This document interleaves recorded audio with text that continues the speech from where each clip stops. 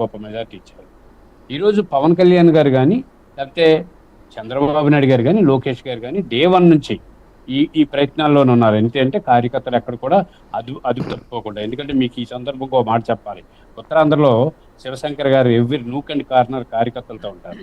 అనేక చోట్ల కార్యకర్తలు జరుగుతున్న పరిణామాల మీద చాలా ఆవేశపడుతుంటే ఈయన కూల్ చేసి, శివశంకర్ గారు ఇది కాదు, ఇలా కాదు, ఇలా వెళ్ళాలి, ఇలా వెళ్ళాలి, అది కూటమితో అయినా లేకపోతే ఎలా అయినా సరే ఏ రకమైనటువంటి ప్రయత్నాలని ఈ స్థాయి నాయకత్వాలు ఉంటేనే పెద్దలు చెప్పిన మాట కింద వరకు చేరుతా ఉంది.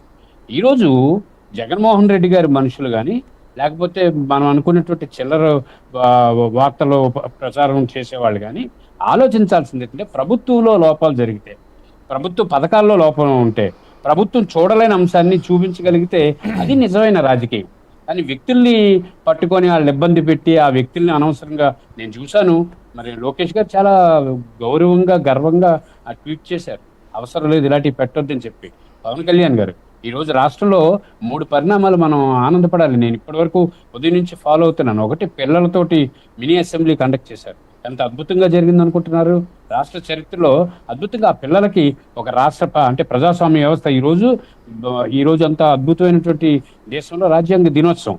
ఈరోజు చిన్నపిల్లలు తీసుకుని అసెంబ్లీలో ఎలాగ ప్రతిపక్షం, ఎలా అధికార పక్షం, ఎలాగ స్పీకరు, ఎలాగ డిప్యూటీ స్పీకర్ అన్నది మీడియా ద్వారా మనం ప్రజలకు చూపించగలిగాం. ఎంత గొప్ప పరిణామం అది.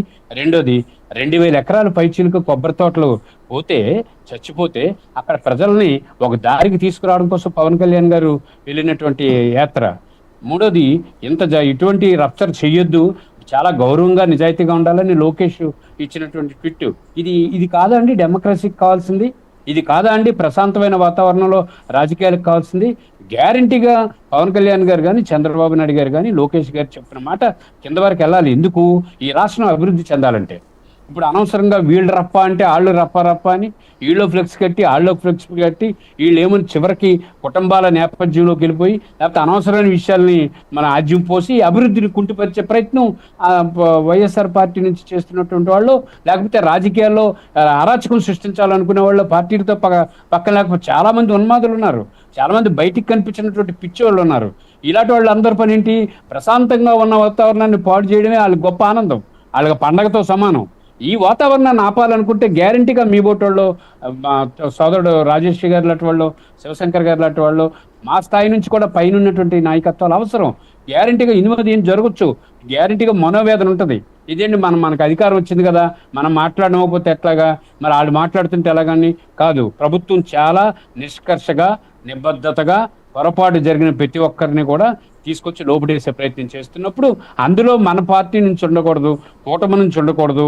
అట్లాగే ఇందులో ఈ రచ్చలో మన ప్రజలు మోసలోకి వెళ్ళిపోతే ఎంత గొప్ప చర్చ జరుగుతుంది సార్. భారతదేశంలో లక్షల కోట్ల రూపాయలు పెట్టుబడి పెట్టడానికి వస్తున్నారు. ఇది ఉత్తరాంధ్రలో విశాఖపట్నాన్ని కేంద్రంగా, అట్లాగే మనకి విజయవాడ కేంద్రంగా, అలాగే మనకి రాయలసీమ కేంద్రంగా అనేక రకాల ఆలోచనలు జరుగుతా ఉన్న క్రమంలో మనం ఈ చిల్లర అంశాల పట్ల దృష్టి పెడితే ప్రజాస్వామ్య వ్యవస్థలో అభివృద్ధి సాధ్యం కాదు. 100% ప్రశాంతమైన వాతావరణాన్ని కోరుకుంటున్నారు. చాలా ల్యాప్సెస్ ఉన్నాయి పరిపాలనలో. ఆ ల్యాప్సెస్ని ప్రశ్నించమనండి.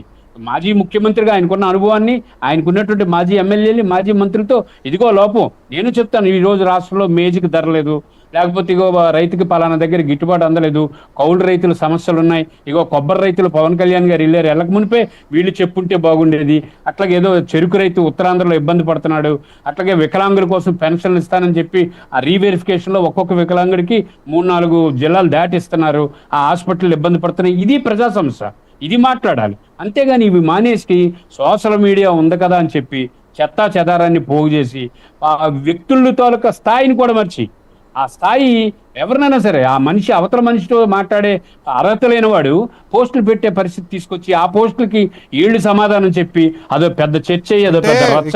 ఎక్కడ తేడా వస్తుందంటే మీరన్నదైనా, పవన్ కళ్యాణ్ గారు మాట్లాడిందైనా, లోకేష్ గారు మాట్లాడిందైనా ఇవన్నీ చాలా పాజిటివ్ దృక్పథము, ప్రజాస్వామిక దృక్పథాలు ఇవన్నీ. ఇప్పుడు శివశంకర్ గారు చెప్పింది కూడా, రాజేష్ గారు చెప్పింది కూడా, అందులో సందేహమే లేదు. కాకపోతే ఎక్కడ తేడా వస్తుందంటే, ఏ వ్యక్తి గురించి అయితే వాళ్ళు ఆ వీడియో పెట్టారు, లేకపోతే ఇంకా